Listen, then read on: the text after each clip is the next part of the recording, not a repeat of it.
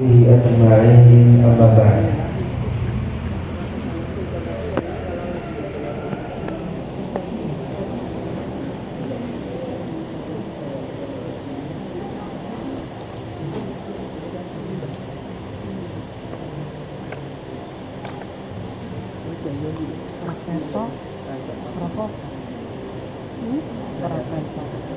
Para bapak, para ibu sekalian, para ikhwan, para akhwat, rahimani wa rahimakumullah.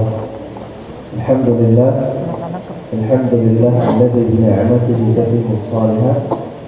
Segala puji kita panjatkan kepada Allah Subhanahu wa taala atas segala nikmat, atas segala taufik dan hidayah yang Allah berikan kepada kita sehingga kita bisa berkumpul di sini sama-sama untuk tafaqquh fiddin, untuk mempelajari agama Allah Subhanahu wa taala, untuk menambah ilmu kita, untuk menghilangkan kejahilan dari diri kita, untuk mengetahui bagaimana kita menyembah Allah Subhanahu wa taala sebagaimana yang Allah taala inginkan, bukan sebagaimana yang kita mau.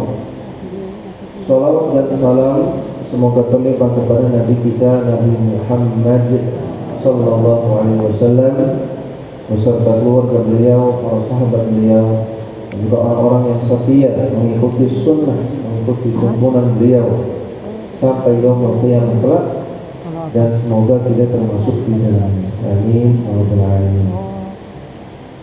Para jemaah sekalian, para ikhwan, para akhwat rahimani wa rahimakumullah. Di kesempatan pagi hari ini kita akan murajaah, kita akan mengulang kembali pelajaran yang mungkin jenengan sekalian sudah sering mendapatkannya. Bahkan ini pelajaran yang sangat-sangat mendasar, yaitu tentang apa hakikat dari manhaj salaf, apa makna dari manhaj as-salaf, dan bagaimana sih bentuknya bermanhaj salaf itu, bagaimana, maksudnya bagaimana, konkretnya bagaimana. Mungkin sebagian besar jenengan yang hadir di sini sudah pernah mendapatkan pelajarannya, namun tidak masalah. Kita ingin mudzakarah, kita ingin murajaah agar tambah paham, agar tambah lekat dalam hati kita. Atau mungkin sebagian jenengan ada yang belum pernah mendapatkan pelajaran ini, sehingga bisa menjadi tambahan ilmu. Ya, tentang manhaj as-salaf. Apa itu manhaj as-salaf? Manhaj salaf terdiri dari dua kata. Yang pertama al-manhaj, al-manhaj, manhaj. Dan yang kedua adalah as-salaf. Kita akan bedah satu persatu. Apa itu al-manhaj? Manhaj secara lughawi, secara bahasa artinya at-tariqul wadih, jalan yang jelas. Secara istilahi, manhaj artinya adalah suatu sarana untuk mencapai suatu tujuan tertentu. Ini secara istilah, manhaj itu sarana untuk mencapai tujuan tertentu. Oleh karena itu kita tahu ada al-manhaj ad-dirasi, yang kalau diterjemahkan menjadi metode pembelajaran. Manhaj dirasi artinya sarana-sarana belajar agar pembelajaran bisa mencapai tujuannya. Ada manhajul bahthi, yang kalau diterjemahkan metode penelitian. Manhajul bahthi itu segala sarana, segala metode yang digunakan agar penelitian berhasil menghasilkan kesimpulan. Ini contoh penggunaan kata-kata manhaj. Oleh karena itu manhaj dalam masalah agama, dalam istilah syar'i, artinya metode beragama, cara beragama, segala sarana yang bisa mengantarkan kita agar bisa beragama dengan benar. Itu definisi manhaj. Yang kedua, kata-kata as-salaf. Apa makna as-salaf?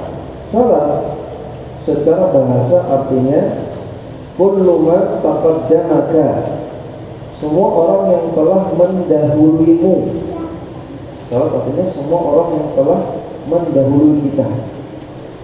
Min abaika wa li qarabatika, dari kalangan ayah atau kakekmu atau kerabatmu. Ini definisi salaf secara bahasa. Artinya orang-orang yang telah mendahului kita, apakah itu simbah kita, kakek ibu kita, atau orang-orang yang telah lebih duluan wafat. Maka itu definisi salaf. Wassalafu kullu amalin salihin qaddamtahu. Demikian juga salaf adalah perbuatan yang saleh yang dahulu dilakukan oleh orang-orang terdahulu. Maka salaf itu bisa orang, bisa amal. Salaf itu bisa orang, bisa amalnya secara lughawi, secara bahasa. Secara istilah syar'i, dan ini salaf yang kita maksud, sebagaimana dikatakan oleh Al-Imam Al-Lalikai rahimahullah dalam kitab beliau Syarh Ushul I'tiqad Ahli Sunnah wal Jamaah, beliau katakan as-salafu hum as-sahabatu wat-tabi'una wa tabi'ut tabi'ina wa huwa qaulul jumhuril ulama. Salaf adalah para sahabat Nabi, para tabi'in, dan para tabi'ut tabi'in. Inilah salaf. Tiga orang ini, tiga jenis orang ini: sahabat, tabi'in, tabi'ut tabi'in. Dan ini pendapat jumhur ulama tadi. Siapa itu sahabat? Sahabat adalah orang yang pernah melihat Nabi, walaupun cuma sekali, walaupun Nabi nggak lihat dia. Orang yang pernah lihat Nabi secara langsung ketika Nabi masih hidup, walaupun Nabi nggak lihat dia, maka itu sudah sahabat. Apalagi orang yang dia lihat Nabi, Nabi lihat dia. Apalagi orang yang sering berinteraksi dengan Nabi, maka itu adalah sahabat Nabi. Ya, contoh sahabat Nabi, ya Abu Bakar, Umar, Uthman, Ali, Abdullah bin Mas'ud, Abdullah bin Abbas, Abdullah bin Umar, dan seterusnya. Tabi'in adalah orang-orang yang pernah melihat para sahabat Nabi. Mereka tidak pernah melihat Nabi, nggak ketemu sama Nabi, tapi ketemu dengan para sahabat Nabi, maka mereka tabi'in.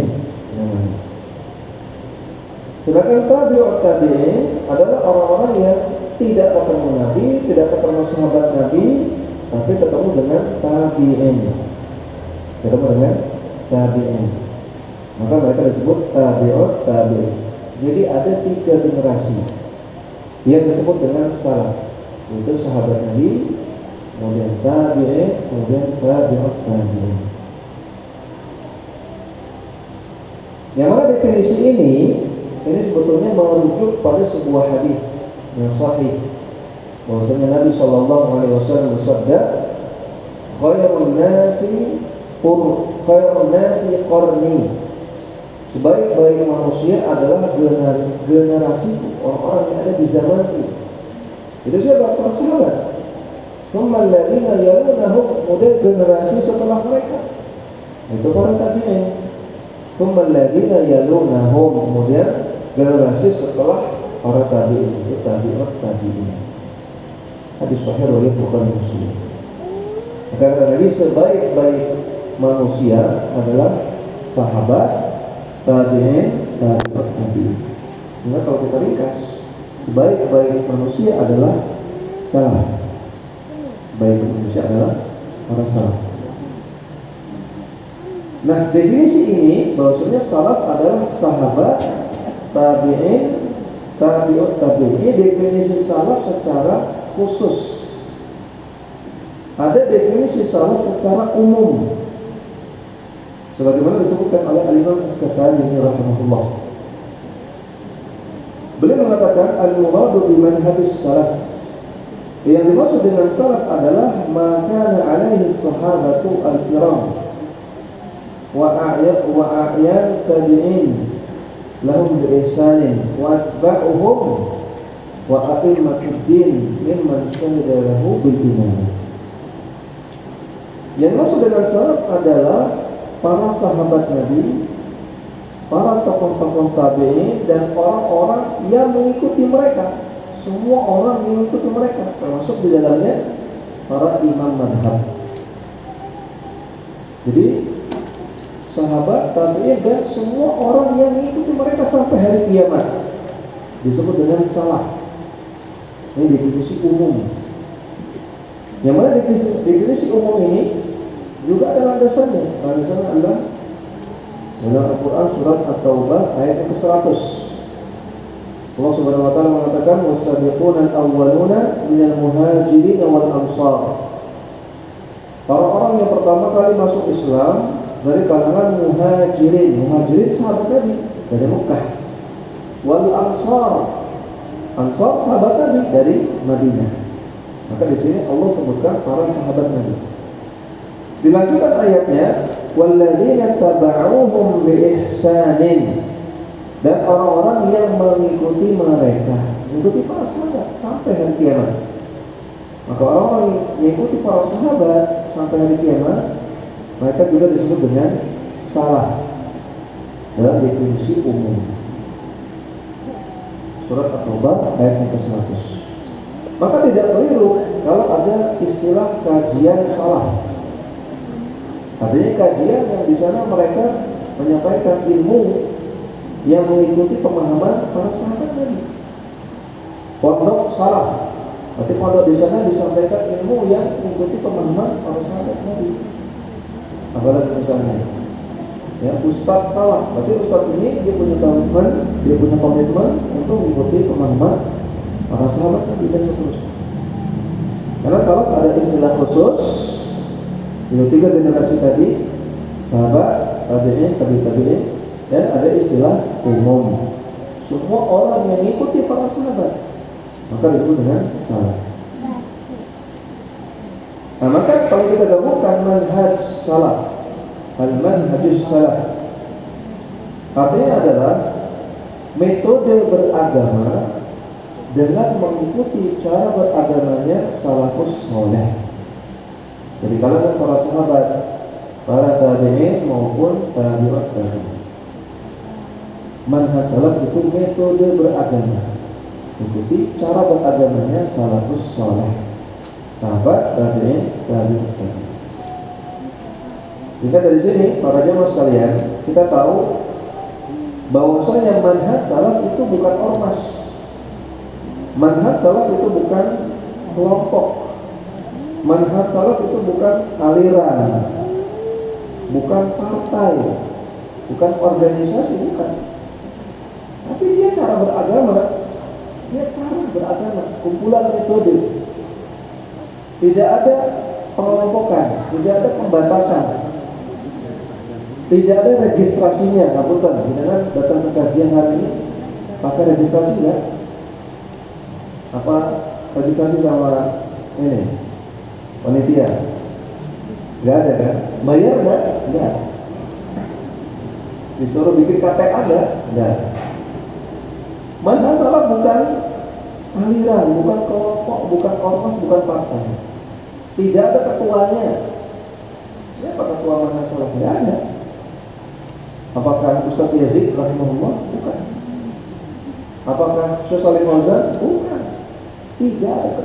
Jangan cari sampai ujung dunia, tidak ada ketua manhaj salaf, tidak ada. Ada wakil ketuanya, bendaharanya, ada sekretarisnya, tidak ada. Ya, kalau takmir masjid ya ada, yayasan ada, tapi kalau manhaj salaf tidak ada. Tidak ada registrasinya, tidak ada baiatnya, tidak ada. Tidak ada ketuanya, tidak ada AD/ART-nya, tidak ada cabang-cabangnya, cabang manhaj salaf, cabang Jogja. Mana salah cabang Bogor, tidak ada. Semua orang yang dia berkomitmen saya ingin beragama dengan cara beragamanya salafus saleh, maka dia bermanhaj salaf. Manhaj salaf jangan dikorelasikan dengan apapun selain itu. Selain cara beragamanya salafus saleh, jangan dikorelasikan manhaj salaf dengan masjid. Oh, yang ngajinya di Masjid Al-Hidayah, Purwosari, itu salah. Oh, yang ngajinya di Masjid MPR, salah. Oh, yang ngajinya di Masjid MPD, salah. Itu bukan patokan. Atau jangan bikin patokan-patokan yang bid'ah. Nah, aja seperti itu. Oh, supaya ngajinya dengan Ustaz Fulan, salah. Siapa yang dengarnya radio ini, radio itu. Ya, jadi jangan dibatas-batasi jangan. Saya sering katakan, andai kan ada orang tinggal di pulau yang terpencil, misalnya di Samudra Pasifik, pulau terpencil, yang mana orang di sana Muslim dan dia berkomitmen untuk mengikuti cara beragama salafus saleh, maka mereka salah. Walaupun mereka nggak kenal dengan Ustaz Yazid bin Abdul Qadir Jawas rahimahullah, mereka nggak kenal dengan Ustaz Zulhad bin Abdad, mereka nggak kenal dengan Syekh Al-Bani, nggak kenal dengan Syekh bin Baz. Tapi kalau mereka berkomitmen akan beragama dengan cara beragama salafus saleh, maka mereka salah. Tidak ada pembatasan-pembatasan yang beda.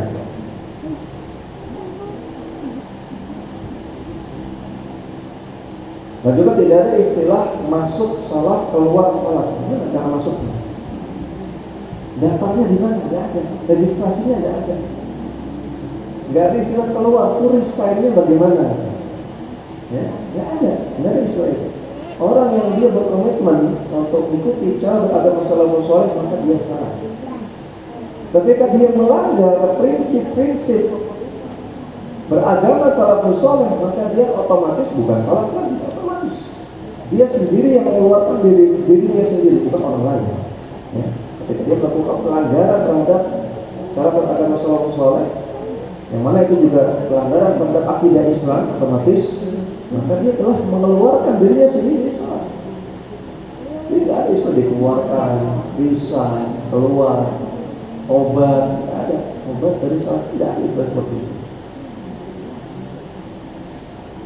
Nah, jadi sekali lagi definisi dari manhaj salaf adalah metode beragama dengan cara beragamanya para salafus saleh dari sahabat, tabi'in ataupun tabi'ut. Dan mengikuti cara beragama para salafus saleh hukumnya wajib untuk seluruh kaum muslimin. Dan ini bukan opsional, bukan pilihan, bukan alternatif. Jadi bukan cara beragama itu ada beberapa pilihan. Silakan dengan pilih yang mana yang jenengan suka. Bukan seperti apa? Prasmanan. Ada kentang goreng, ada mie goreng, ada rendang, ada ketoprak, ada pecel lele, silakan pilih. Bukan seperti itu. Ya, cara beragama bukan seperti itu, tapi semua orang wajib mengikuti cara beragama salafus saleh, wajib. Dan perhatikan semua kelompok-kelompok yang ada di dalam Islam. Kita tidak pungkiri realitanya di dalam Islam ada banyak kelompok, ya, banyak sekali. Dan semuanya mengaku mengikuti Al-Quran dan Hadis. Tidak ada yang mengikuti, tidak ada yang tidak mengaku mengikuti Al-Quran. Semuanya mengaku begitu. Semuanya mengaku begitu. Semuanya mengaku mengikuti Al-Quran dan Hadis. Tapi masalahnya memahami Al-Quran, memahami Hadis dengan pemahaman siapa? Bagaimana cara memahaminya? Bagaimana cara menafsirkannya? Menafsirkan Al-Quran, menafsirkan Hadis. Apakah dengan pemahaman masing-masing? Apakah dengan pemahaman ustaz saya? Ataukah dengan pemahaman orang banyak? Apakah dengan katanya, kayaknya, menurut saya? Bukan. Yang benar adalah dengan pemahaman salafus saleh. Ikuti Al-Quran yang sudah, iya betul, tapi dengan pemahaman yang benar, pemahaman salafus saleh. Itu pemahaman yang paling benar. Dan ini banyak sekali dalil yang menyuruh kita untuk memahami Al-Quran dan As-Sunnah dengan pemahaman salafus saleh, pemahaman sahabat, tabi'in, tabi'ut tabi'in. Banyak sekali. Di antaranya surat At-Taubah ayat 100 tadi, Allah Ta'ala katakan, "Wasabiquna al-awwalun minal muhajirin wal ansar walladzina taba'uhum bi ihsanin." Orang-orang yang pertama kali masuk Islam dari kalangan orang muhajirin dan ansar, dan orang-orang yang mengikuti mereka dengan baik. Kata Allah, radhiyallahu anhum wa radu anhu. Allah ridho sama mereka dan mereka pun adalah orang-orang yang ridho kepada Allah. Allah puji orang-orang yang mengikuti pemahaman salaf. Bahkan tidak hanya itu, kata Allah, wa a'adda lahum jannatin tajri tahtaha al-anhar. Allah siapkan bagi mereka surga yang mengalir di bawahnya sungai-sungai. Khalidina fiha abadan, mereka kekal di dalamnya selama-lamanya. Dzalikal fawzul 'adzim, itulah kemenangan yang besar. At-Taubah ayat 100. Kemudian di dalam surat Al-Fatihah yang kita baca minimal sehari 17 kali di dalam sholat. Surat Al-Fatihah wajib kita baca minimal 17 kali. Di dalamnya ada dalil tentang wajibnya mengikuti pemahaman salafus saleh. Allah Subhanahu wa taala mengajar kita doa. Ihdinas siratal mustaqim. Ya Allah, tunjukkanlah aku jalan yang lurus. Siratal ladzina an'amta 'alaihim. Itu jalannya orang-orang yang Engkau beri nikmat ya Allah. Ghairil maghdubi 'alaihim waladdallin. Bukan orang yang Engkau murkai dan bukan orang yang sesat. Surat Al-Fatihah ayat ke-6 dan ke-7. Di sini kita diajarkan untuk minta petunjuk kepada jalan yang lurus, yaitu jalannya orang-orang yang Allah berikan nikmat. Siapa itu? Disebutkan di dalam surat An-Nisa. Allah Ta'ala katakan, "Wa man yuti'illaha wa rasulahu wa man yuti'illaha wa rasulahu fa ulaika ma'al ladzina an'ama Allahu 'alaihim." Orang-orang yang taat kepada Allah dan Rasul-Nya, mereka lah orang-orang yang Allah berikan nikmat kepada mereka. Minan nabiyyin, yaitu para nabi, was-siddiqin, orang-orang yang siddiq, was-syuhada, para syuhada, was-salihin, dan orang-orang saleh. Wa hasuna ulaika rafiqa, dan mereka lah sebaik-baik teman. Berarti katanya surat Al-Fatihah kita disuruh untuk minta petunjuk jalan yang lurus, itu jalan orang-orang yang Allah berikan nikmat. Siapa orang yang Allah berikan nikmat? Di sini disebutkan, yaitu para nabi, orang-orang siddiq, para syuhada, dan orang-orang saleh. Disebutkan oleh Abdurrahman bin Zaid, seorang ahli tafsir di kalangan tabi'in, di kalangan tabi'in. Beliau mengatakan bahwasanya as-siddiqin, asy-syuhada, as-salihin, ini maksudnya adalah para sahabat Nabi. As-siddiqin, Abu Bakar As-Siddiq. Asy-syuhada, para sahabat yang mati syahid, di antaranya Umar dan Utsman. As-salihin adalah para sahabat yang lain sisanya. As-siddiqin, Abu Bakar As-Siddiq, syuhada, para sahabat yang mati syahid. Salihin, para sahabat yang lainnya sisa. Berarti surat Al-Fatihah tadi, an'amta 'alaihim, orang-orang yang Kau berikan nikmat, alladzina an'amta 'alaihim, maksudnya para salafus saleh. Sehingga makna ayat adalah ihdinas siratal mustaqim, ya Allah, tunjukkan kami jalan yang lurus. Siratal ladzina an'amta 'alaihim, yaitu jalannya para salafus saleh. Kita disuruh untuk minta petunjuk pada Allah agar ditunjukkan jalan atau cara beragamanya salafus saleh.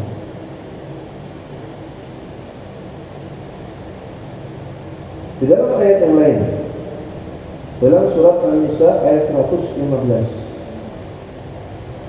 Allah Subhanahu wa taala berfirman, "Wa man yushaqiqir rasulah", siapa yang menyelisihi Rasul, min ba'di ma tabayyana lahul huda, setelah datang kepada dia petunjuk yang benar, wa yattabi' ghayra sabilil mu'minin, dan mengikuti jalannya selain jalan orang-orang yang beriman, nuwallihi ma tawalla, maka akan kami palingkan, akan kami sesatkan dia sejauh-jauhnya, wa nuslihi jahannam, dan akan kami masukkan ke neraka jahannam, wa sa'at masira, dan itu adalah seburuk-buruk tempat kembali.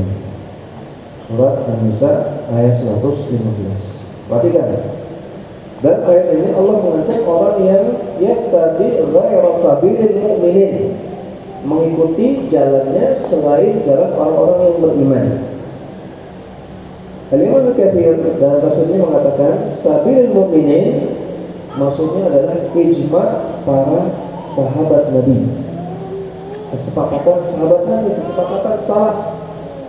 Maka siapa yang tidak mengikuti ijma' sahabat Nabi, akibatnya nuwallihi ma tawalla, akan kami sesatkan dia sejauh-jauhnya, wa nuslihi jahannam, akan kami masukkan ke neraka jahannam, wa sa'at masira, dan itu tempat terburuk untuk kembali. Maka ini dalil wajibnya untuk mengikuti pemahaman sahabat Nabi. Dalam ayat yang lain, surat Al-Anfal ayat 64, Allah Subhanahu wa taala berfirman, "Ya ayyuhan nabi, hasbukallah." Wahai Nabi, sudah cukup bagimu Allah. Wa man ittaba'aka minal mu'minin, dan cukup bagimu orang-orang yang mengikutimu dari kalangan orang-orang yang beriman. Orang-orang yang mengikuti Nabi yang beriman, mereka para sahabat. Ya, orang-orang yang mengikuti Nabi di zaman Nabi yang beriman, para sahabat. Maka kata Allah, wahai Nabi, cukup bagimu Allah dan para sahabat Nabi. Surat Al-Anfal ayat 60. Ini menunjukkan wajibnya kita mengikuti pemahaman mereka, pemahaman para sahabat. Ini beberapa dalil Al-Quran. Yang sebetulnya masih banyak dalil Al-Quran yang memerintahkan kita untuk mengikuti pemahaman para salafus saleh. Demikian juga dalil dari hadis, sangat banyak sekali. Yang terakhir hadis yang sudah kita sebutkan, hadis dari Abu Sa'id Al-Khudri radhiyallahu ta'ala anhu, bahwasanya Rasulullah sallallahu alaihi wasallam bersabda, "Khairun nasi qarni, thumma alladziina yalunahum, thumma alladziina yalunahum." Sebaik-baik manusia adalah generasi para sahabat. Kemudian setelah mereka itu para tabi'in, kemudian setelah mereka itu para tabi'in. Hadis Bukhari Muslim. Dalam hadis dari Waqilah bin Al-Asqa, jadi Waqilah bin Al-Asqa radhiyallahu ta'ala anhu, Nabi bersabda, "La tazaluna bi khairin ma dama fikum man ra'ani wa sahabani." Kalian akan terus berada dalam kebaikan selama di tengah kalian ada orang-orang yang pernah melihatku dan pernah membersamaiku. Siapa? Para sahabat. Kata Nabi, kalian akan terus dalam kebaikan selama di tengah kalian ada sahabat Nabi. Wallahi la tazaluna bi khairin ma dama fikum man ra'ani wa sahabani. Kemudian Nabi lanjutkan hadisnya, demi Allah, kalian akan selalu dalam kebaikan selama di tengah kalian ada orang yang pernah melihat orang yang pernah melihatku. Orang yang pernah melihat, orang yang pernah melihat, orang yang pernah lihat sahabat. Itu para tabi'in. Jadi ringkasnya hadis itu mengatakan, kalian akan selalu dalam kebaikan selama di tengah kalian ada sahabat dan atau ada tabi'in. Hadis riwayat Abu Nu'aim dalam Fadlus Sahabah dihasankan oleh Al-Hafidz Ibnu Hajar.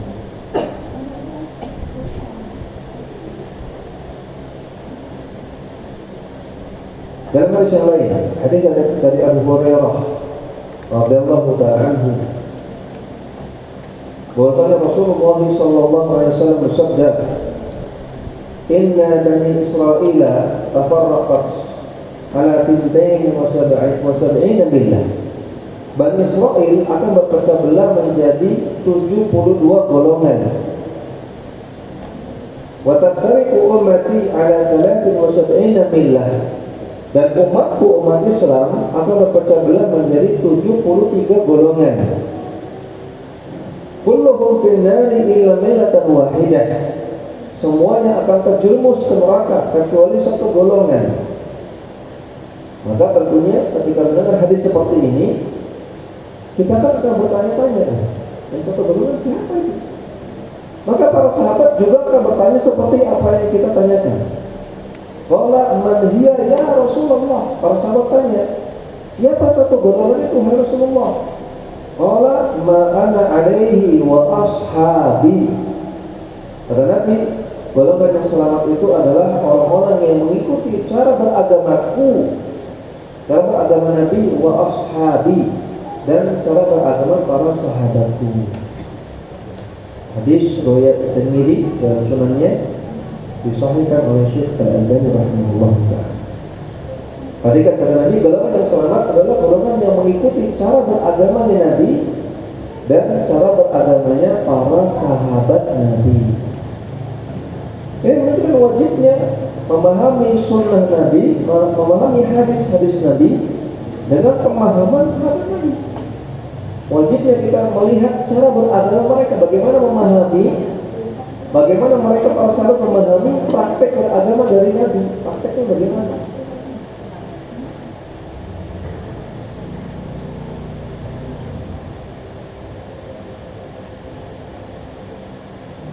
Demikian juga hadis yang masyhur, hadis dari Umar bin Khattab radhiyallahu ta'ala anhu. Bahwasanya Rasulullah sallallahu alaihi wasallam bersabda, "Usikum bittaqullah wa sam'i wa ta'ah." Aku wasiatkan kepada kalian untuk takwa kepada Allah dan juga untuk mendengar dan taat kepada ulil amri kalian. Wa in kana 'abdan habasyian, walaupun ulil amri kalian adalah seorang budak dari Habasyah. Fa innahu man ya'ish minkum ba'di fasayara ikhtilafan katsira. Karena orang-orang yang hidup sepeninggalku nanti akan melihat banyak sekali perselisihan. Fa'alaikum bisunnati. Maka solusinya wajib bagi kalian untuk berpegang pada sunnahku, kata Nabi. Wa sunnatil khulafa'ir rasyidin al-mahdiyyin. Dan juga berpegang pada sunnah al-khulafa'ir rasyidin. Siapa al-khulafa'ir rasyidin? Mereka adalah Abu Bakar, Umar, Utsman, dan Ali. Mereka para sahabat. Kata Nabi, ketika terjadi perselisihan, solusinya kembali kepada sunnah Nabi dan sunnah para sahabat. Sunnah itu artinya cara beragama, tuntunan beragama. Ikuti tuntunan Nabi dan tuntunan para sahabat. Itu solusi dari perselisihan. Nabi lanjutkan, "Fatamassaku biha wa 'addu 'alaiha bin nawajid." Berpegang teguhlah dengan semua itu, bahkan gigitlah dengan gigi geraham kalian.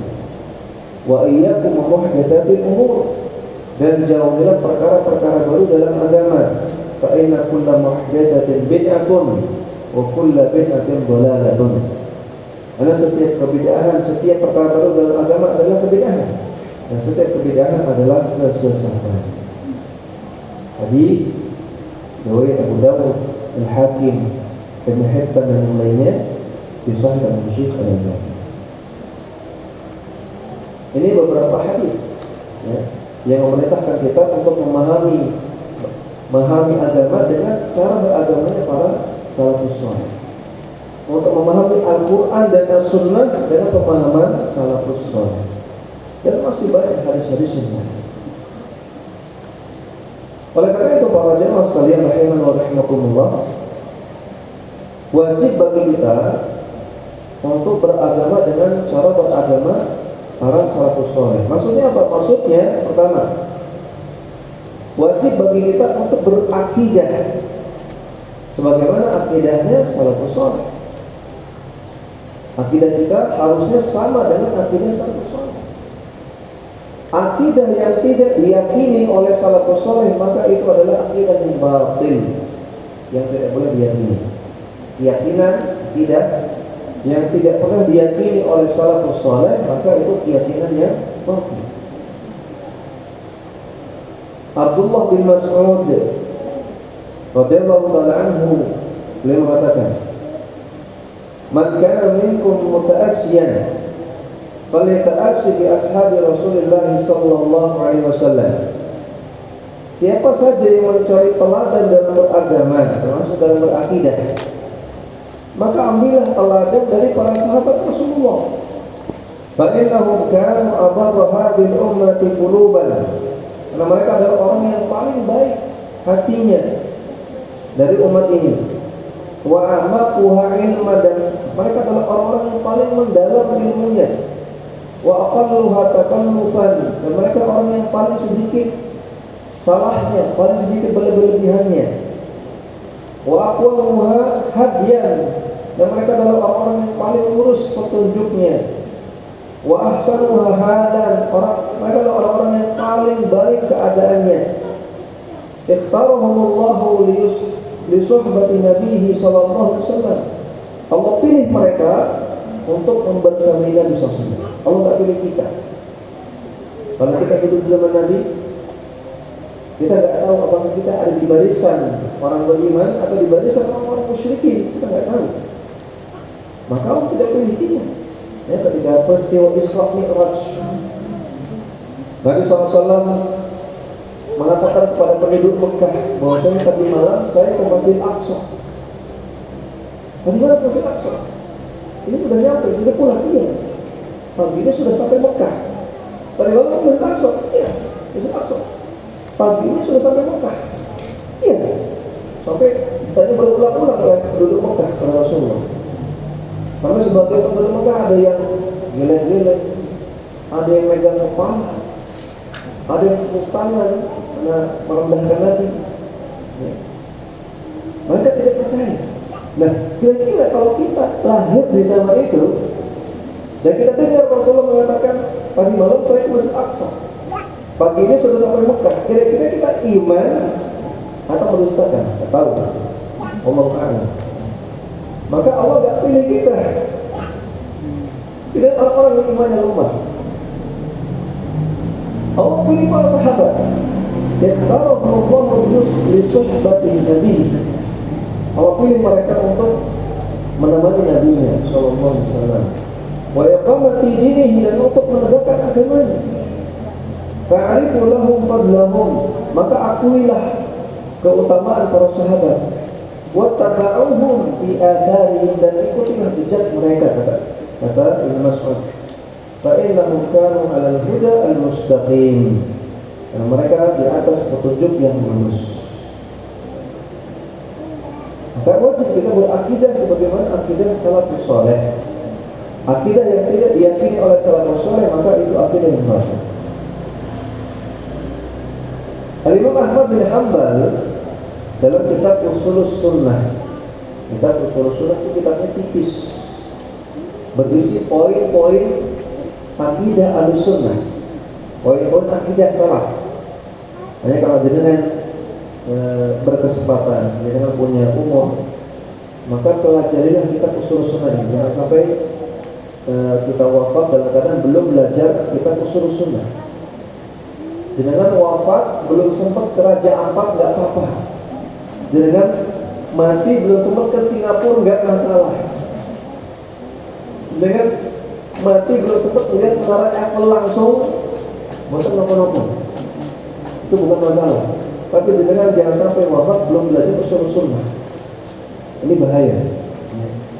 Kita usul sunnah tipis.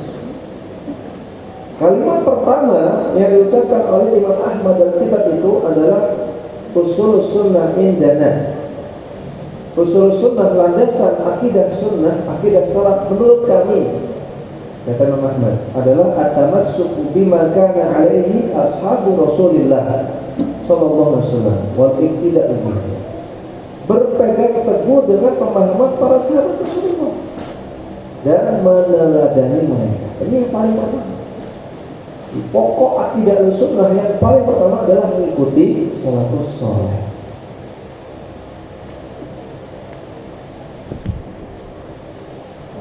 Al-Imam Malik bin Anas ketika beliau menjelaskan ayat surat Al-Maidah ayat yang ketiga, Allah Ta'ala katakan al-yawma akmaltu lakum dinakum wa atmamtu alaikum ni'mati wa raditu lakumul islam dinan. Hari ini telah aku sempurnakan bagi kalian agama kalian, telah aku sempurnakan bagi kalian nikmatku, dan aku ridha Islam sebagai agama kalian, kata Allah. Al-Maidah ayat yang ketiga, ini ayat yang paling terakhir turun. Imam Malik ketika menjelaskan ayat ini beliau mengatakan, "Fama lam yakun yawma idzin dinan, falam yakun al-yawma dinan." Maka apa yang di hari itu, di hari Nabi masih hidup, para sahabat masih hidup, bukan bagian dari agama, apa yang di hari itu bukan bagian dari agama, maka di hari ini juga bukan bagian dari agama. Sekali lagi, dengan kata Imam Malik, apa yang di zaman Nabi bukan bagian dari agama, tidak pernah diajarkan, tidak pernah dicontohkan oleh Nabi, maka di hari ini pun, di tahun 1440 Hijriah ini pun bukan bagian dari agama. Agama di zaman Nabi harusnya sama dengan agama di zaman sekarang. Islam di zaman Nabi, Islam dipraktekkan oleh Nabi SAW dan para sahabat harusnya sama dengan Islam yang dipraktekkan di zaman ini, harusnya sama. Kenapa? Karena Islam sudah sempurna. Al-yawma akmaltu lakum dinakum. Hari ini sudah aku sempurnakan Islam sebagai agama kalian. Sudah sempurna, artinya tidak butuh penambahan, tidak boleh dikurang-kurangi. Jadi harusnya Islam yang Allah turunkan kepada Rasulullah SAW satu, bukan dua, bukan tiga, bukan banyak. Islam yang Allah turunkan satu, maka yang satu itu yang harusnya kita praktekkan.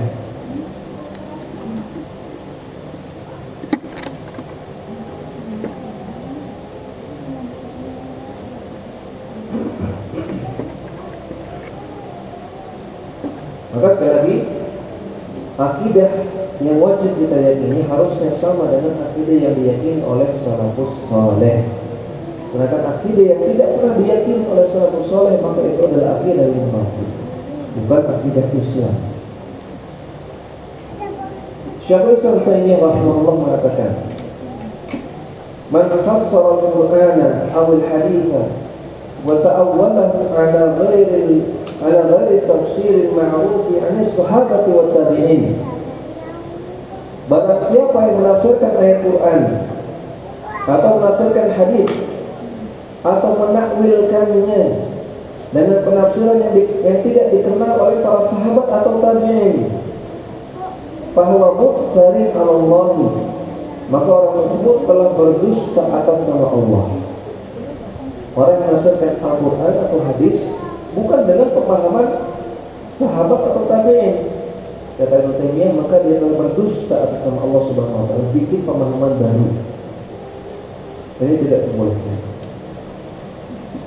Al-Imam Abu Muzaffar As-Sam'ani, Allah dikenal dengan As-Sam'ani saja, rahimahullah, beliau mengatakan, "Syiar ahli sunnati ittiba'uhum as-salafus salih." Syiar ahli sunnah adalah mengajak orang untuk mengikuti salafus salih. Wa tarkahum kullama huwa mubtada'un muhdatsun. Dan syiar ahli sunnah adalah mengajak orang untuk meninggalkan semua yang diada-adakan dalam agama dan kebid'ahan. Ini syiar ahli sunnah. Jadi ahli sunnah di mana-mana slogannya, tema dakwahnya adalah ayo ikuti salafus saleh, tinggalkan bid'ah itu. Karena memang itulah syiar ahli sunnah. Bukan mengajak orang untuk taklid buta kepada mazhab, bukan mengajak orang untuk taklid buta kepada ustaz, bukan taklid buta kepada ormas, taklid buta kepada kelompok, taklid buta kepada partai atau lain. Syiar ahli sunnah, ustaz ahli sunnah, ulama ahli sunnah dimanapun, semuanya ngajaknya kepada pemahaman salafus saleh. Ayo kita ikuti salafus saleh seperti itu.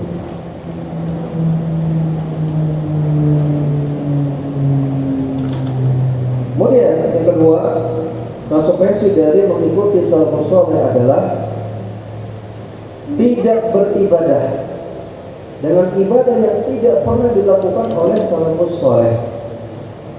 Hakikat mengikuti manhaj salaf, hakikat bermanhaj salaf adalah beribadah dengan ibadah-ibadah yang dicontohkan oleh salafus saleh, dan tidak beribadah dengan ibadah yang tidak pernah mereka contohkan. Maka dengan kalau mendapatkan suatu amalan ibadah, misalnya buka WA, jadi ada orang yang bilang, tapi ini belum penelitian yang komprehensif, Bahwasanya kebanyakan ibadah bid'ah di zaman sekarang itu asalnya dari mana? Dari grup WA. Ibadah bid'ah di zaman sekarang ini, ya, asalnya dari mana? Asalnya dari grup WA.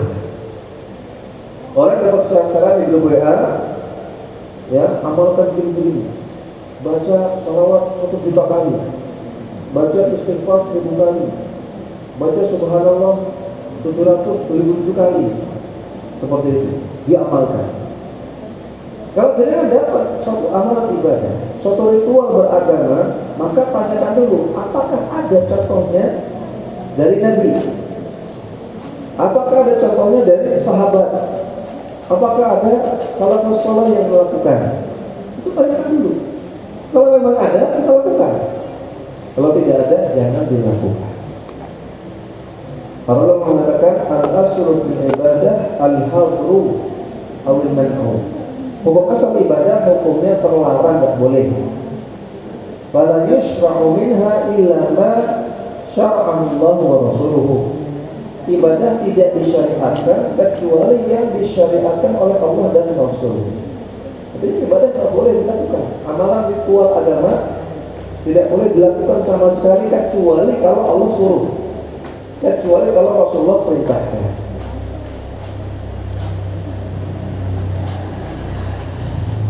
Syekhul Islam Taimiyah rahimahullah mengatakan jima'ud dini aslan. Inti dari Islam itu sebetulnya cuma 2. Inti Islam cuma 2. Islam itu simpel sekali, cuma 2. Yang pertama, Allah na'budu illallah. Artinya kita tidak beribadah, tidak menyembah kecuali kepada Allah. Ini landasan Islam yang pertama. Yang kedua, wala na'buduhu illa bima syara'a. Kita tidak menyembah Allah kecuali dengan apa yang Rasulullah syariatkan. Cuma 2 Islam itu. Bertauhid, tidak syirik. Yang kedua, ikuti sunnah Nabi, tidak bikin bid'ah.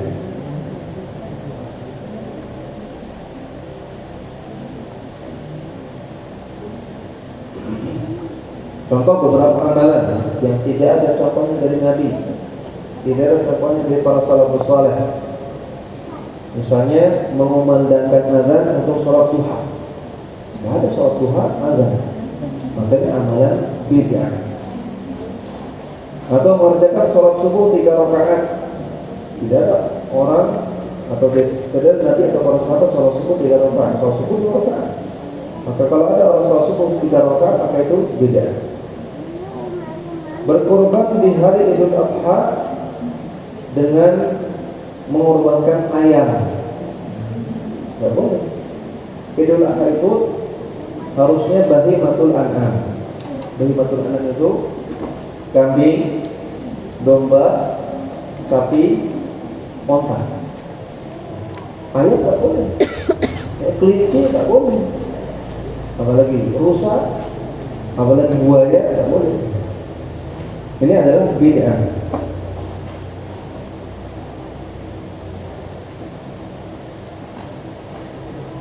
Menyembelih kurban sebelum sholat Id, ya. Di zaman Nabi ada seorang sahabat yang menyembelih kurbannya sebelum sholat Idul Adha. Niatnya baik, niatnya bagus, supaya nanti setelah sholat Idul Adha tinggal makan, kan cepat, enak, ya. Daripada setelah sholat Idul Adha masih capek-capek, ya, harus menyembelih, nguliti, nyata-nyata, masak, makannya jam 11. Ini ada orang yang baik, dia inisiatif untuk menyembelih hewan sembelih sebelum sholatnya, dia olah, nanti dia sholatnya, pulang sholat tinggal makan, enak. Maka kata Nabi SAW, syatuka syatu lahmin. Kambing yang kau sembelih cuma kambing biasa, bukan kambing kurban, tidak ada pahalanya. Itu kebid'ahan. Maka walaupun niatnya baik, tapi kalau caranya tidak sesuai dengan tuntunan Nabi, tidak ada contohnya dari para salafus saleh, maka itu adalah kebid'ahan. Tidak diterima oleh Allah Subhanahu wa taala, tidak ada pahala. Demikian juga orang yang berhaji bukan ke Mekah. Ya, ini ada orang berhaji ke misalnya ke Pakistan. Tidak, ini Pakistan. Ada orang haji ke Karbala, orang Syiah, ya, ke Iran. Maka ini kebidaatan. Ya, tidak ada nabi atau sahabat yang melakukan seperti itu.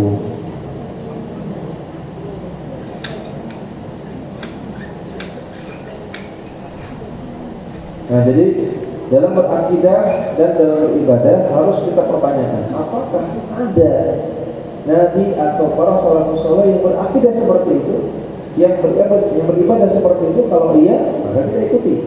Kalau tidak, maka tidak kita ikuti. Dan hakikat bermanhaj salaf, hakikat bermanhaj salaf itu tidak lepas dari 3 keadaan. Ini contoh konkret, bentuk konkret bermanhaj salaf, mempraktekkan manhaj salaf. Yang pertama, kalau salafus saleh itu bersepakat, sudah ijma', maka bermanhaj salaf adalah tidak keluar dari ijma' mereka, mengikuti ijma' mereka, tidak menyelisihi ijma'nya salafus saleh.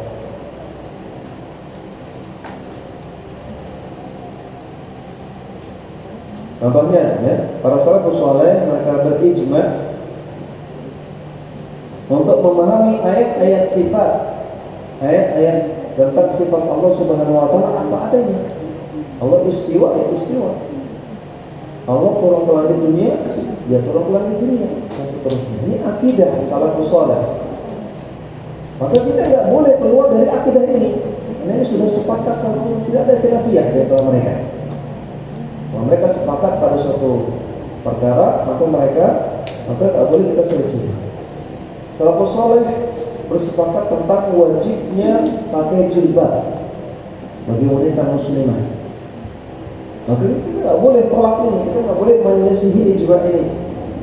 Ya, di zaman sekarang ada orang mengatakan jilbab itu yang penting pakaian yang sopan, tidak harus menutup aurat misalnya.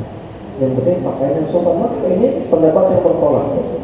Karena tidak ada para sahabat yang berpendapat demikian. Bahkan para sahabat ijma', maksudnya wanita wajib berjilbab, wajib berhijab, tidak sekadar sopan. Ini yang pertama.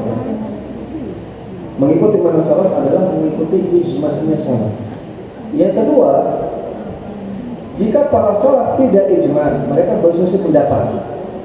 Ya, kadang-kadang ada orang, Ustaz katanya ikuti salafus saleh, katanya ikuti sahabat Nabi. Kan sahabat Nabi juga berbeda pendapat.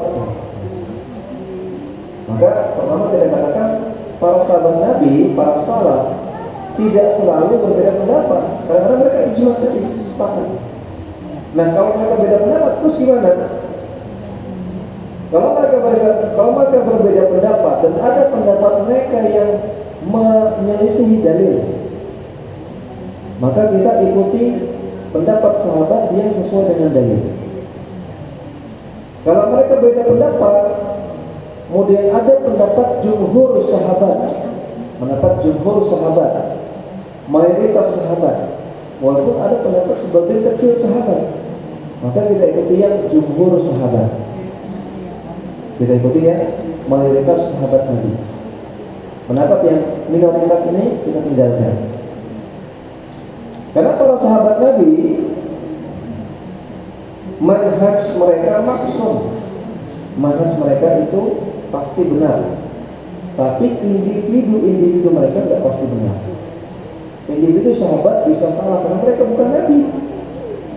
Sahabat Nabi bukan Nabi, mereka bisa salah, nggak bisa. Maka kalau mereka jatuh pada kesalahan, tidak kita ikuti yang kebanyakan mereka, kebanyakan sahabat, jumhur sahabat. Akan saya berikan beberapa contoh.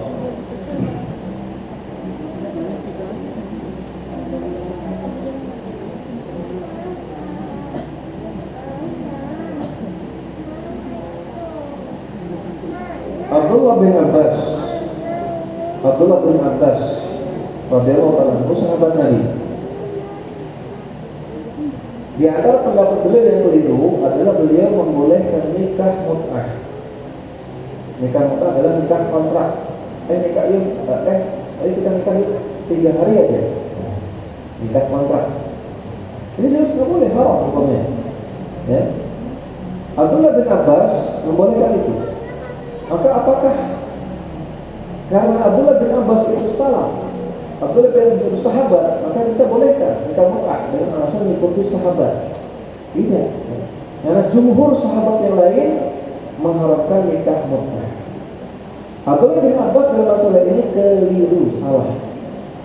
Mungkin beliau belum tahu hadisnya, ya mungkin beliau punya syubhat atau yang lain.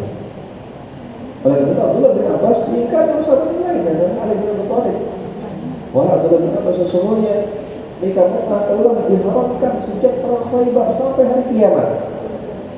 Sampai hari kiamat diingkari oleh Ali bin Abi Thalib. Maka Abdullah bin Abbas membolehkan nikah mut'ah, tapi bukan berarti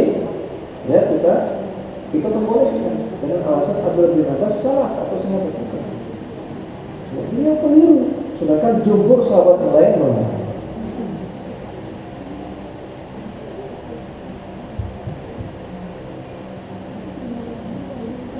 Abdullah bin Umar membolehkan seorang suami melakukan hubungan intim pada dubur, yang mana jelas telah Nabi mengatakan mal'unun man ata imra'atan fi duburiha, terlaknat laki-laki yang melakukan hubungan intim dengan istrinya dari duburnya.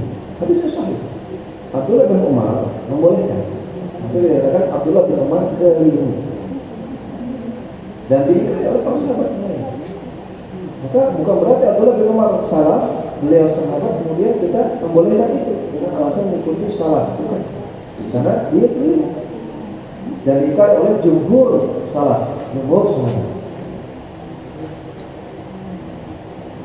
Abu Dzar Al-Ghifari radhiyallahu ta'ala anhu mengharamkan menabung. Jadi Abu Dzar Al-Ghifari beranggapan kalau orang dapat harta itu harus dihabiskan, nggak boleh disimpan di rumah. Jadi dapat gaji di suatu hari, maka harus habiskan hari itu, apakah untuk keperluan dunia ataukah untuk keperluan akhirat. Mau diberikan makan, mau disedekahkan, yang penting jangan ditabung. Ini pendapat Abu Dzar Al-Ghifari. Tentunya pendapat itu keliru, diingkari oleh Umar bin Khattab. Diingkari Abu Dzar, diingkari oleh Umar bin Khattab. Maka kita tidak mengikuti pendapat ini tentang haramnya menabung dengan alasan kita mendapatkan Abu Dzar sahabat salah. Tidak, karena beliau keliru, sedangkan beliau diingkari oleh jumhur sahabat. Dan beberapa contoh yang lain. Jadi yang kedua, kalau salaf tidak sepakat, tapi ada salaf yang dia bertentangan dengan dalil, sedangkan jumhur sahabat sesuai dengan dalil, maka kita ambil pendapat jumhur salaf atau jumhur sahabat ini. Keadaan yang ketiga, kalau salaf berbeda pendapat, namun pendapat-pendapat yang ada semuanya ada dalilnya. Semuanya sesuai dengan dalil. Tidak ada yang menyelesaikan dalil, semuanya sesuai dengan dalil, karena mereka berbeda pendapat. Maka bermanhaj salaf artinya mengambil pendapat mereka yang lebih dekat kepada dalil, lebih dekat kepada kebenaran, dan tidak membuat pendapat yang baru. Al-Imam Syafi'i ketika ditanya, wahai imam, aku telah mendengar penjelasan engkau bahwasanya engkau mengatakan setelah Al-Quran, Sunnah, Ijma' dan Qiyas juga dalil. Bagaimana dengan perkataan para sahabat? Bagaimana kalau sahabat berselisih pendapat? Maka Imam Syafi'i mengatakan nusiru minha ila ma waqafal kitab aw sunnata aw ijma'. Aku bimbing engkau, kalau engkau menemui perbedaan pendapat di antara para sahabat, maka pilihlah pendapat yang paling sesuai dengan Al-Quran, Sunnah, dan Ijma'. Ini bimbingan Syafi'i. Ya, kalau mendapati perbedaan pendapat di antara para sahabat ada beberapa pendapat, maka ambil pendapat yang lebih dekat dengan kebenaran, yang lebih kuat dalilnya, dan tidak membuat pendapat yang baru. Jadi kalau sahabat Nabi berbeda pendapat menjadi dua, maka jangan bikin pendapat yang ketiga. Kalau sahabat Nabi salah berbeda pendapat menjadi tiga, maka jangan bikin pendapat yang keempat. Yang seperti masalah jilbab, para sahabat berbeda pendapat tentang batasan aurat wanita. Ya, sebagian mereka mengatakan aurat wanita adalah seluruh tubuh tanpa kecuali. Hanya boleh kelihatan mata untuk melihat. Pendapat yang kedua, aurat wanita adalah seluruh tubuh kecuali wajah dan telapak tangan. Seluruh tubuh kecuali wajah dan telapak tangan. Yang boleh kelihatan hanya dua, wajah dan telapak tangan. Hanya ada dua pendapat ini saja di antara salafus saleh. Maka jangan bikin pendapat yang baru. Yang penting sopan. Yang penting sopan, nggak dulu nggak apa-apa. Yang penting sopan. Ini nggak ada seperti itu. Ya. Maka keadaan yang tidak, kalau sahabat Nabi, kalau salafus saleh berbeda pendapat dan semuanya sesuai dengan dalil, maka ambil pendapat yang lebih dekat dengan kebenaran, lebih kuat dalilnya, dan jangan pilih pendapat yang baru. Nah, inilah hakikat dalam bermanhaj salaf. Dan terakhir, para jamaah sekalian rahimahumullah, kalau begitu, ya, kan tadi hakikat bermanhaj salaf adalah mengikuti ijma' salaf atau mengikuti pendapat jumhur salaf. Atau kalau mereka berbeda pendapat, kita ambil pendapat yang lebih kuat. Kita tidak akan bisa mempraktekkan ini kecuali kita belajar. Dari mana kita tahu bahwa ini dalam masalah ini salaf ijma'? Oh, dalam masalah ini jumhur salaf berpendapat seperti ini. Oh, dalam masalah ini pendapat sahabatnya ini lebih kuat, yang ini lebih lemah. Dari mana kita tahu semua ini kalau tidak belajar? Maka mau tidak mau, agar bisa bermanhaj salaf dengan baik, itu harus belajar. Oleh karena itu ya, ustaz salaf, ulama salaf semuanya itu nyuruh kita belajar lagi. Dikit-dikit, ayo kajian. Ayo kembali ke majelis ilmu, apapun masalahnya, solusinya minum teh apa? Minum teh ya. Kembali ke majelis ilmu. Apapun makanannya, minumannya teh anu. Kalau kita apapun masalahnya, solusinya kembali ke majelis ilmu. Untuk mengetahui semua itu, untuk mempraktekkan semua itu perlu ilmu, perlu belajar. A'lam, ini yang bisa kami sampaikan pada kesempatan kali ini, mudah-mudahan bermanfaat. Sebelum kita akhiri, kita persilahkan bagi yang punya pertanyaan. Baik Ustaz, masih ada sedikit waktu untuk sesi tanya jawab. Untuk pertama kami persilakan bagi jamaah ikhwan yang ingin bertanya langsung kepada Ustaz, kami persilakan. Pada beberapa yang ingin bertanya. Soal jabatan Ustaz. Atau nama brand ya? Jelas-jelasnya atau belum sebelum-sebelumnya? Entah nama brand materinya mudah-mudahan dapat. Dari Ustaz, ini ada pertanyaan dari Umar ya, coba kita sampaikan Ustaz. Izin bertanya Ustaz, bagaimana jika kita ditanya antum alirannya apa? Harus dijawab bagaimana Ustaz? Antum alirannya apa? Ya. Pertama, jawaban yang ideal, katakan, oh saya nggak ikut aliran. Jawabannya ideal. Saya nggak ikut aliran, saya mengikuti Al-Quran dan As-Sunnah dengan pemahaman salafus saleh. Banyak. Agar tidak terjadi keraguan bahwasanya manhaj salaf adalah aliran yang ada ketuanya, nanti yang ada markasnya, yang ada organisasinya, ada registrasinya. Jadi kalau kita jawab, oh aliran saya ini, takutnya orang yang bertanya beranggapan, oh ini sebuah aliran, ada ketuanya, ada ADART-nya, ada markasnya, macam-macam. Maka jawab saja, oh saya tidak ikut aliran apa-apa. Saya ikuti Quran, hadis dengan pemahaman salafus saleh seperti itu. Tapi terkadang boleh menjawab saya salafi seperti itu, atau saya salafiyah kalau memang orang yang bertanya itu paham. Oh bahasanya salafi itu bukan aliran, salafi itu salafus saleh. Dan ini terkadang dilakukan oleh sebagian ulama. Ketika ditanya, wahai syekh, Antum alirannya apa? Maka kita tegas, saya salafi. Kalau memang tidak melulu pengakuan, ya, kalau yang bertanya sudah paham, maksudnya salafi bukan aliran, tapi itu adalah karena beragama. Jadi silakan dengan timbang-timbang masalah mudarat. Jadi dia tadi jawab, saya tidak ikut aliran, tapi saya ikut Al-Quran, Sunnah dengan pemahaman salafus saleh. Tapi kalau memang ada masalah yang untuk mengatakan saya salafi, atau saya ikut manhaj salaf, itu pun boleh. Allah. Nah, besok terakhir Ustaz. Ya. Pertanyaan juga dari Mahat, tapi tulisannya agak sulit dibaca Ustaz. Coba kita pahami sama Itu pakai bahasa Suryani bu. mungkin di sini. Langsung saja Ustaz. Izin bertanya Ustaz. Zaman Nabi ada baiat, zaman setelahnya tidak ada lagi. Dan bagaimana dengan zaman sekarang yang masih mengharuskan baiat atau ada imam dan seterusnya Ustaz. Dan dilanjutkan pertanyaan Ustaz, bagaimana jika tetanggaan dengan masjid dan intinya yang sering mengeluarkan suara keras lewat speaker Ustaz. Apakah kita doakan supaya dapat hidayah atau nggak usah diberi salam jika ketemu mereka? Tentang baiat, sekarang adakah baiat dalam Islam? Jawabannya ada. Ya, para sahabat berbaiat kepada Rasulullah SAW.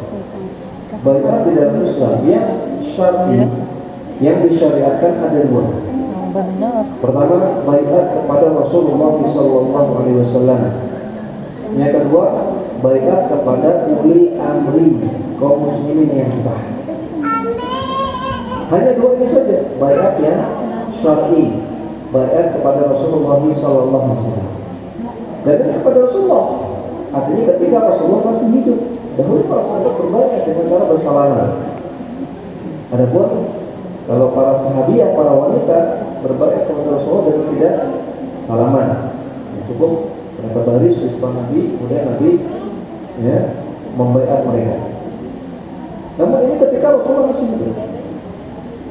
Dan baiat itu apa sih? Apa sih makna baiat? Baiat artinya berjanji, bersumpah untuk taat dan setia. Baiat berjanji dan bersumpah untuk taat dan setia. Maka para sahabat berjanji, bersumpah untuk taat dan setia kepada Rasulullah SAW. Maka setelah Nabi wafat, kita membaiat beliau dengan cara berjanji, bersumpah untuk taat dan setia mengikuti ajaran Nabi SAW. Ya, tanpa harus bersalaman dengan Rasulullah, karena Rasulullah sudah wafat. Itu baiat kita. Yang kedua, berbaiat kepada ulil amri kaum muslimin. Itu dengan cara berjanji, bersumpah untuk taat dan setia kepada ulil amri kaum muslimin selain dalam maksiat, selama bukan dalam maksiat. Kami mengatakan la ta'ata li makhluqin fi ma'siyatil khaliq, innama ta'atu fil ma'ruf. Tidak ada ketaatan kepada makhluk kalau itu bermaksiat kepada Khaliq, kepada Allah. Ketaatan hanya dalam perkara yang ma'ruf. Maka sumpah setia untuk taat kepada pemimpin, apakah presiden, pada menteri, raja, itu banyak.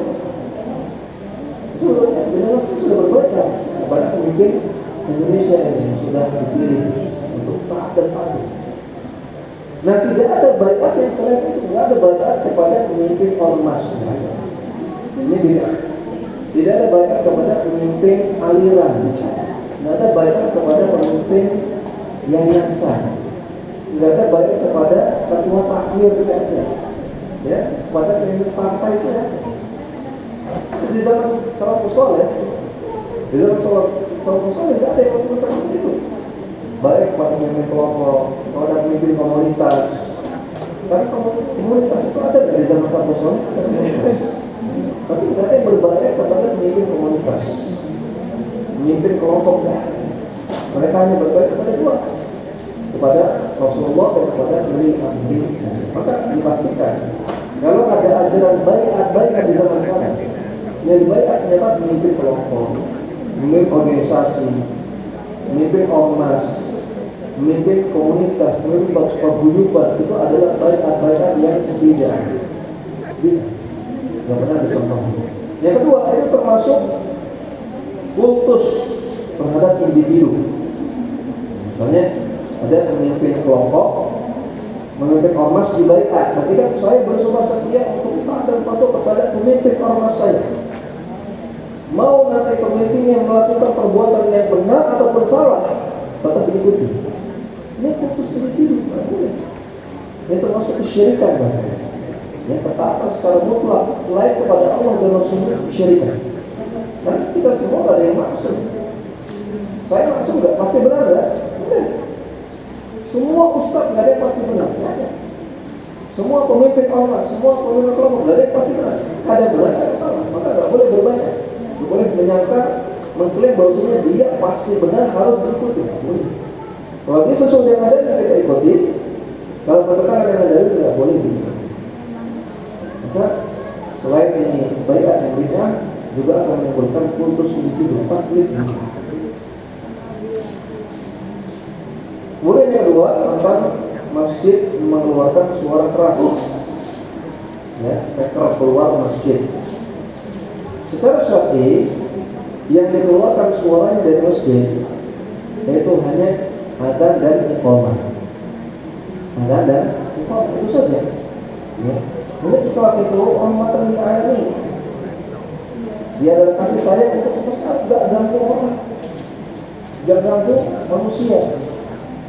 Adzan dan iqamah sehari cuma 5 kali. Dari 24 jam cuma 5 kali saja, tidak mengganggu orang. Itu pun untuk mengingatkan orang, supaya orang ingat sholat, ingat ibadahnya kepada Allah Subhanahu wa Ta'ala. Masalah. Maka tidak mengganggu orang. Kalau lebih daripada itu maka zalim. Ya, kepada masyarakat, zalim kepada Allah.